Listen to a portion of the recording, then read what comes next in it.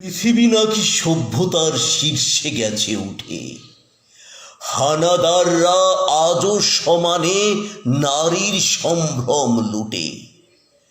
কথায় কথায় হচ্ছে মানুষ হিংস্র ভয়ঙ্কর, আসলে পৃথিবী অসুস্থ ক্রমে বিধ্বস্ত চরচর। শিক্ষা সংস্কৃতি ঐতিহ্য সব গড়াই ধুলোর পরে, নেই সুখ নেই শান্তি পৃথিবীর বাসিন্দাদের ঘরে। স্ত্রীর কাটা মুন্ডু হাতে স্বামী প্রতিশোধে, আদিমতা দিচ্ছে ঢেকে মানুষের বিবেক বোধে।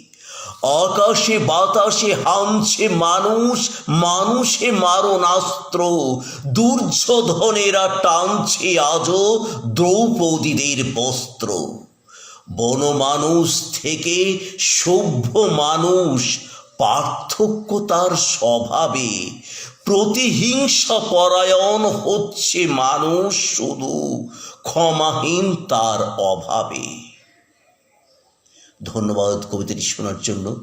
কবিতাটি লিখেছেন কবি চঞ্চল কুমার মণ্ডল। কবিতাটির নাম পৃথিবী আজ।